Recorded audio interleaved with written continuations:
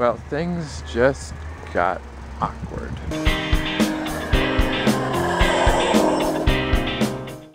Here's the deal. Management finally came up and confronted me today. And I heard the word management while I was still laying in bed, and I was freaked out. I'm like, uh-oh.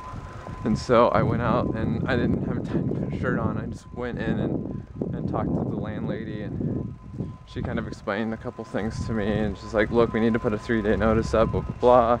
It's standard procedure. I already talked to my old landlord about that, so it's not actually 3 days, but it's still something they have to do. And I just kind of laid it on the line. I told her, hey, look, I've been trying really hard to get all this stuff in for the new application in the apartment. It's pending right now, and move-in date is Friday tentatively. I want to be out by then, and trust me, I am doing everything I can, getting my stuff ready. I've been so busy, I haven't had a chance to talk to you. And also, I just explained to her, I also hadn't heard about the whole extension from your supervisor, so I wasn't sure what was going on. And she was like, you know, we're fine. The main concern for them was that I wasn't paying rent, and that's obviously going to be a big concern for any landlord.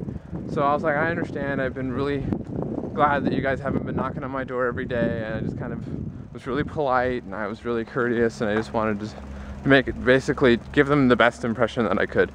And I talked to the place I'm moving into, and they're waiting on some paperwork from both this complex and Lakeshore, my old complex. And those, my old landlord, she's already filling out the paperwork. She's doing it right now, which is awesome. She's always been the best landlord. I can't say that enough. She's just amazing. These people I haven't really gotten to know, but I figure just out of the sake of not complaining, I won't say anything about them. I just know that so far things have been kind of rocky, and this whole like me staying here past my lease isn't helping. So yeah, they didn't threaten to kick me out yet.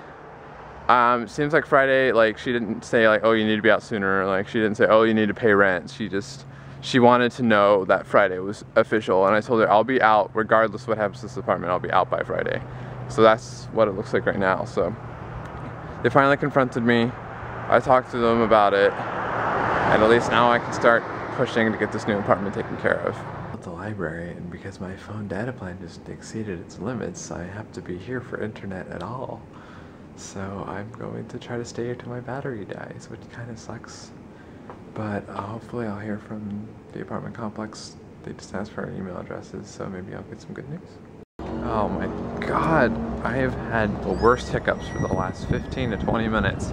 And in the library, luckily nobody was around, but I was just so loud that if anyone was trying to study around me, they would probably walk over and complain. I don't know what it is, but they just won't stop. I bet as soon as I turn the camera off, I'm gonna hiccup. Alright, so now we're gonna go ahead and go over to Iggy's place. Apparently they have some time today, and I'm gonna go to the machine shop and help them film another advertisement. This is one we've been working on for a while, at least trying to work on. So we're gonna go ahead and try to get that filmed. I'm gonna go ahead and start editing, and hopefully I can pull out something amazing. So.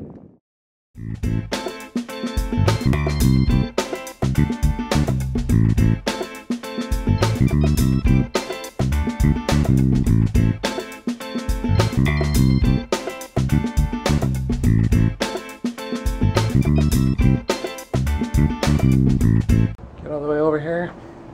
No one to greet me. I've always known Olive Drive was a little creepy, just a little bit off, but I didn't realize how weird it was. I just walked by a homeless woman talking to her dog as if she was talking to somebody else, and she was actually looking in the air as if somebody was there. And then I walked by an Asian guy singing along to, I think it was like either Neil Diamond or like Bruce Springsteen, and I was just kind of like, wow, I am glad I don't live on this street.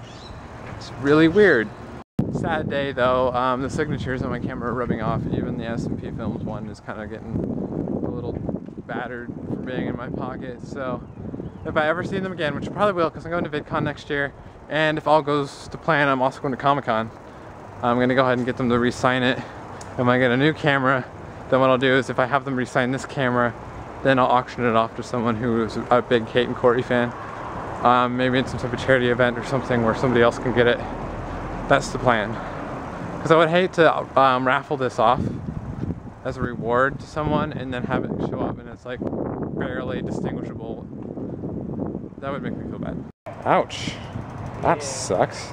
Alright. Alright, back to the library. I wanted to do some more internet stuff, and then we had to cut the filming short. Apparently something changed, and Iggy's dad needed to do some stuff for the shop, so I got some practice shots.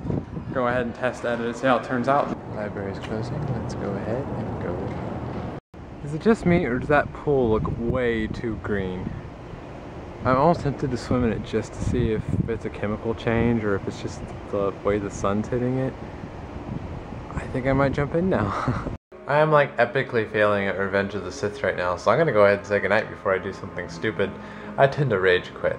But anyway, thanks for watching another day. I will see you in the next one.